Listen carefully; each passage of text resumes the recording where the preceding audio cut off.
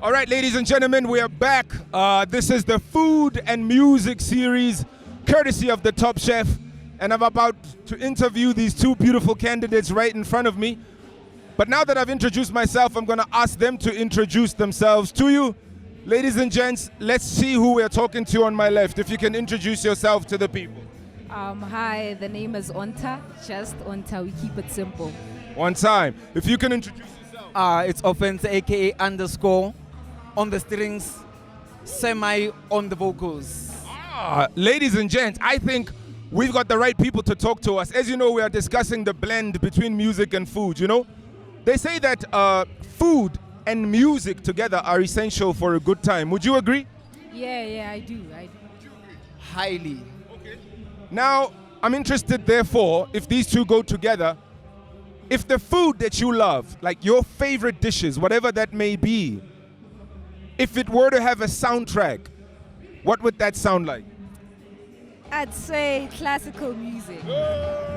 Yo, that's some expensive. Hey, I'm going to be asking you about what that dish is because classical sounds expensive. What about you? Your favorite food, what soundtrack? I'd say. The Man on the Strings. Let's hear the Man on the Strings. Yeah. I'd say medley.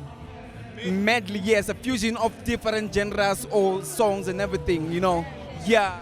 Caribbean, fusion, maybe some Afro sort of content. You know, you are like he sounds to me like the soulful one. This one sounds like the sophisticated one. I don't know. All right, man. You know, they say that music can sometimes be passed on from one generation to the next. Is it possible for food? Do you think that, you know, things become favorites from one generation to the other, or do you find that the tastes for food evolve more?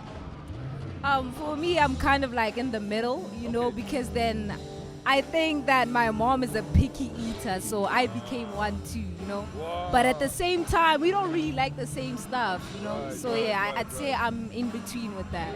Okay, that's interesting. What about you? Well, I'd say yes, as much as we are.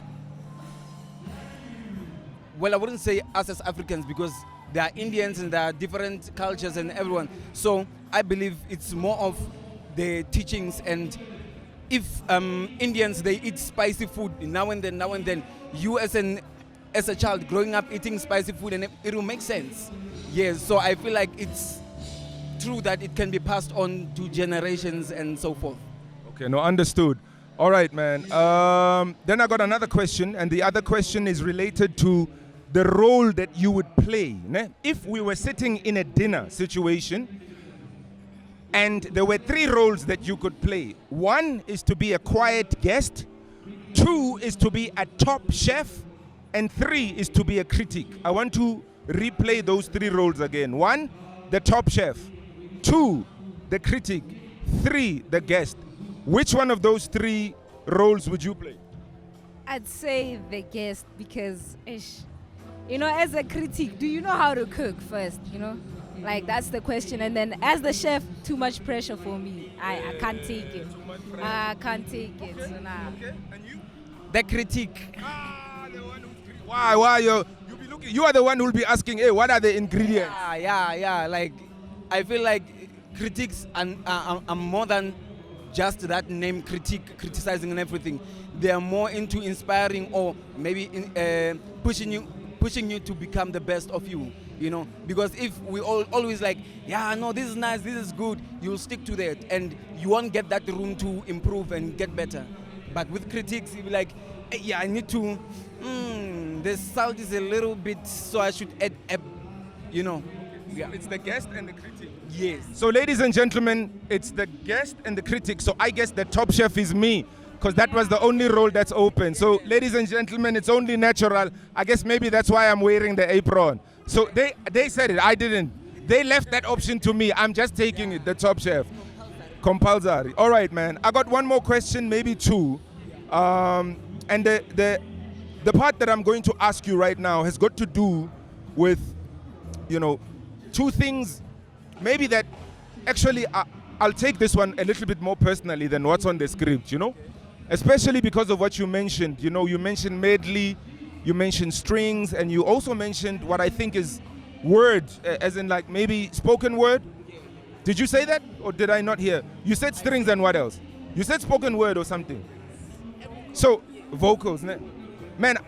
Do you think like cooking is relatable to making music? Yeah. The skill that it takes to make music, how to blend things together. Do you think it has a little bit of a relation to music? Yeah, I feel like it does because with cooking, like you have so many ingredients, but knowing how to make them work together, that's like a skill, man. Like same as producing, there's different sounds and different elements to like your music, but do you know how to like put them together? And for me, that's what makes like a cook. If you can put them together, then you're cooking, bro. You cooking. You cooking. I'm letting her cook. She's cooking, bro. Yeah. So I like this thing when you're in the studio and your homie's been asking you, hey, what are you doing? Yeah, I'm cooking. Cooking. Like, yeah. Yes. Exactly. And it's true because music has a lot of keys, a lot of octaves, flats, sharps, and whatsoever. Food has different ingredients, from different places. But it takes that important ingredient to know that, okay, when I put this together, it makes a mayonnaise. It makes strawberry top, what, those kind of things. Yeah, you're playing chords instead of just notes and everything. Exactly. This man is a tastemaker, guys. Listen to this man. No, for sure. I mean, those two things are so comparable.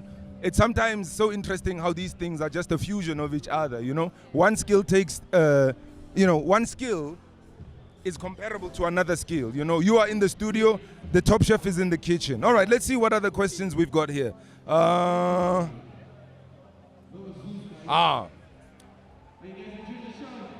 They say that music is food for the soul, ne? I want to ask you right now, what are you currently listening to that feeds your soul? If music is food for the soul, what are you currently listening to? I listen to like a lot of things, Different days, different moods. That's how it is. But a person that has like really been there for me, like soul food was like Thames, So she really did it for that me. story, like Yeah. her personal story. And I do. Yeah. Shout out to Thames. Yo, what about you? What's currently feeding you? Well, to be honest, it doesn't matter the genre or the artist, whether they're known or not. Yeah, I listen to what I relate. Yeah, to feed I'm feeding my soul. So it's different. What you relate to, is it variable? Does it change, or do you find that what you relate to is quite static? I mean, I want to understand. Seasonal or? I wouldn't say it changes because even today I can listen to a 2001 song like, yo, it reminds me of, and then I heal with that song, He did say medley, so the man is sticking to the he's sticking to the script. Thank you so much for your generous contribution to the topic. I've got one request for you, and if I can just say or ask you to say, look out for the Top Chef, which is a project that I'm doing. It's called Top Chef. It talks about the celebration of these two things. You can say shout out to Top Chef or shout out to Top Chef, and then please give me your social tag and your social tag on the microphone so that when I post it, I can at least tag you. You know what I mean?